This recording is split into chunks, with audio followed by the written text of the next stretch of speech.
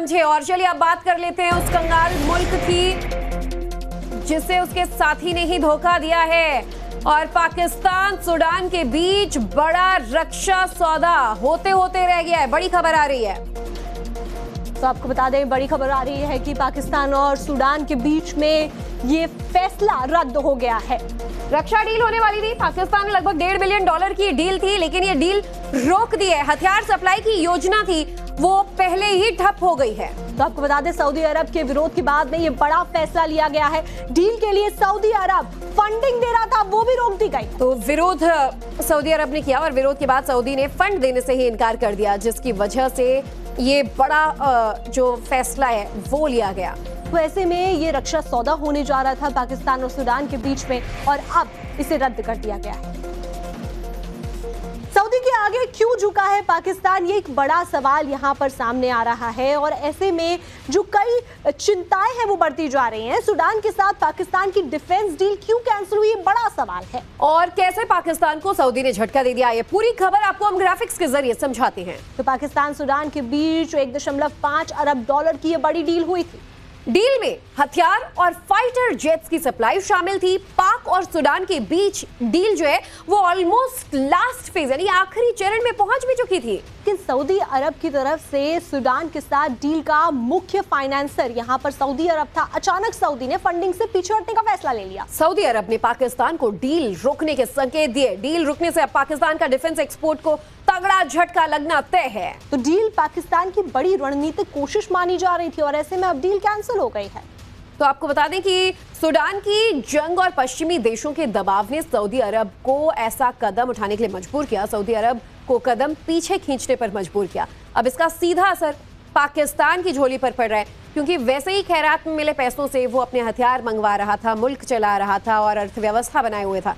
लेकिन ऐसे में सऊदी के एक बड़े फैसले की वजह से ये झटका पाकिस्तान को लगा है और $1.5 अरब की होने वाली ये डील जो है वो होने से पहले ही खत्म हो गई है या उसे रद्द कर दिया गया है। तो पाकिस्तान पाई पाई के लिए दूसरों पर मोहताज रहता है और ऐसे ही अब सऊदी अरब के ऊपर ये मोहताज था। लेकिन ये डील कैंसिल होने की वजह से एक बड़ा झटका पाकिस्तान को लगा है, क्योंकि इसी डील के जरिए एक बड़े हथियारों की खेप उसे मिलने वाली थी, लेकिन अब ऐसा होने नहीं जा रहा है।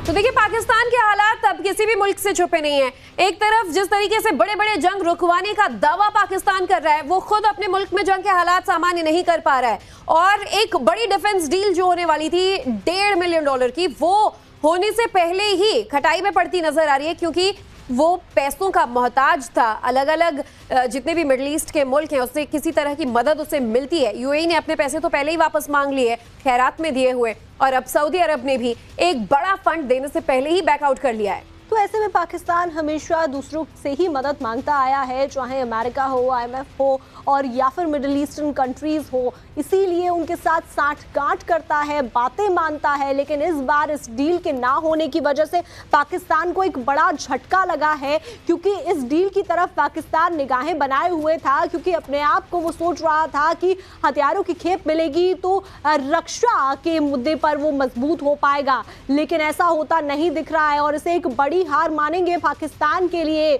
उस पाकिस्तान के लिए जो आतंकवाद को अपने आप पर पालता है और अब उसे हथियार नहीं मिलने जा रहे हैं। बड़ी खबर आपको बता रहे हैं।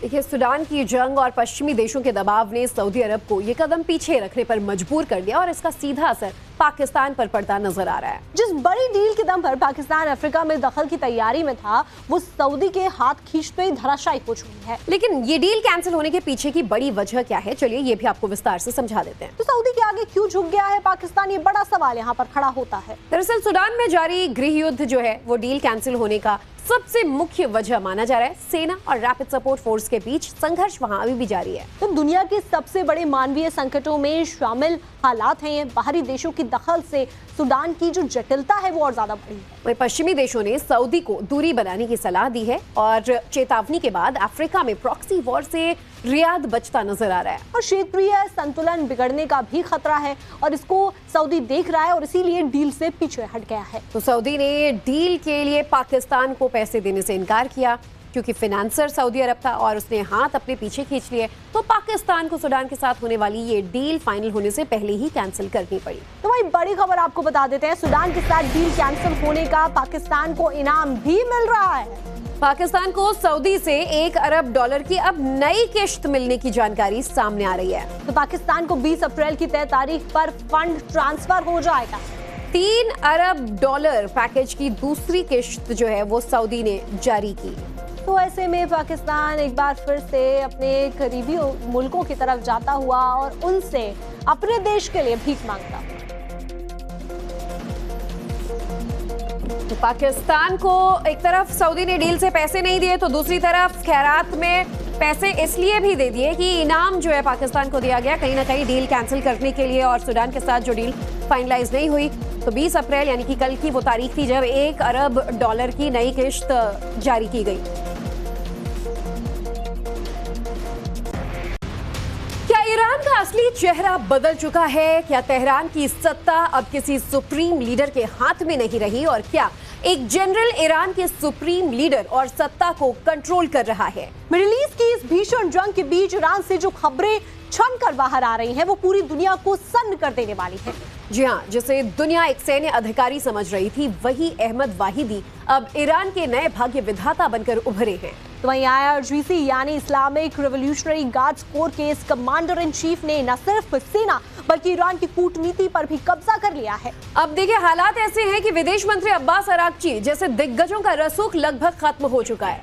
नरम पंथियों को किनारे लगा दिया गया है और मेज पर अब बातचीत की जगह सिर्फ जंग की बातें हो रही हैं। और ऐसे में सवाल उठता है कि शांति प्रयासों के बीच क्या अहमद वाहिदी ईरान को एक बार फिर नए महायुद्ध की ओर ले जा रहे हैं? क्या IRGC का ये दबदबा पूरी दुनिया के लिए खतरे की घंटी है? और क्या हॉर्मुज में अमेरिकी नाकेबंदी के पीछे IRGC की वो सख्ती है जहां वो जहाजों के गुजरने के लिए टोल वसूलने लगा है? ईरान की सत्ता से जुड़ी बड़ी खबर इस वक्त आ रही है। आपको बता दें, ईरान में सैन्य तख्तापलट की बड़ी आशंका सामने आई है। तो बड़ी खबर, IRGC के हाथों ईरान की कमान संभालने की चर्चा काफी ज्यादा तेज हो गई है और अब बातें ये होने लगी हैं कि सुप्रीम लीडर के बजाय IRGC के हाथों ईरान की कमान आ सकती है। मेजर जनरल अहमद वाहिदी के हाथ में पूरे ईरान का नियंत्रण आ सकता है। तो सूत्रों के हवाले से ये बड़ी जानकारी आ रही है कि वाहिदी ने ही विदेश मंत्री अरागची का फैसला पलटा है। वाहिदी के आदेश पर ही कूटनीतिक फैसलों की बजाय हॉर्मुज पर सख्ती कर दी गई है। तो ईरान के हालात को लेकर अब कई तरह की बातें सामने आ रही हैं और आखिर ईरान का जो रुख है, रवैया, इसके पीछे डिसीजन मेकर कौन है, इसे लेकर सवाल उठने लगे हैं। क्योंकि एक तरफ अब तक विदेश मंत्री अब्बास अरागची जो है वो बयान दे रहे थे, सुप्रीम लीडर के कहने पर कहा जा रहा था कि फैसले लिए जा रहे हैं, लेकिन अब बातें ये सामने आ रही है कि IRGC के हाथ में ईरान का कंट्रोल जाता नजर आ रहा है। तो ऐसे में IRGC की तरफ से फैसले लिए जा रहे हैं और हॉर्मुज पर सख्ती भी उन्हीं की तरफ से की जा रही है, जानकारी है। वहीं तेहरान की सत्ता पर अब किसी भी नेता की नहीं बल्कि जनरल के पैरों तले वहां की सत्ता दबी हुई है। तो चर्चा ये भी है कि ईरान की सैन्य ताकतें हॉर्मुज की लहरों से लेकर कूटनीति की मेज तक सब कुछ बदल कर रख दिया है। विदेश मंत्री अरागची के शांति प्रस्तावों को रद्दी की टोकरी में फेंककर अब IRGC चीफ अहमद वाहिदी खुद ईरान का असली सुल्तान बन गए हैं। तख्ता पलट की जो खबरें सामने आई हैं, आइए उसे ग्राफिक्स के जरिए आपको एक एक डिटेल के साथ समझाते हैं। तो आखिर ईरान की सत्ता किसके हाथों में है? क्या वाकई IRGC ने इस पर कब्जा कर लिया है? ये सवाल आखिर क्यों उठ रहा है, समझिए। तो ईरान में सत्ता परिवर्तन के बड़े संकेत सामने आ रहे हैं। इस्लामिक रेवोल्यूशनरी गार्ड कॉर्प्स यानी IRGC ने सत्ता पर हावी होने की बातें दिखाई। तो IRGC चीफ अहमद वाहिदी की भूमिका बहुत ज्यादा अहम होती जा रही है। वहीं विदेश मंत्री के कूटनीतिक प्रयासों को मानने से IRGC ने इनकार किया है। तो IRGC चीफ ने विदेश मंत्री अरागची का फैसला तक बदल दिया, ये भी खबर है। वहीं अहमद वाहिदी ने हॉर्मुज खोलने का फैसला पलट दिया था, क्योंकि पहले ईरान ने कहा हॉर्मुज खुल गया है और उसके ठीक 2 दिन बाद ये फैसला पलटा गया। तो जहाजों की आवाजाही पर IRGC का मजबूत नियंत्रण है, ये भी खबर आ रही है। कई जहाजों को चेतावनी दी गई और हमले की रिपोर्ट तक सामने आई।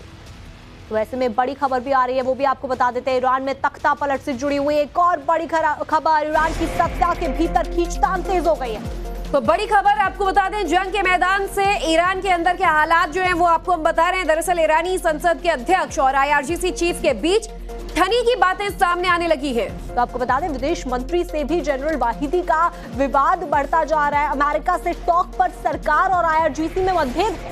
तो एक तरफ ईरानी सत्ता जो है, ईरानी सरकार जो है वो अगर अमेरिका से बात करना चाह रहे होंगे तो IRGC इसके पक्ष में नहीं होगा और इसे लेकर मतभेद सामने आने लगे हैं। अमेरिका से बातचीत के पक्ष में IRGC नहीं है और ऐसे में इसीलिए शांति वार्ता राउंड 2 में ईरान के ना जाने का फैसला भी लिया गया है।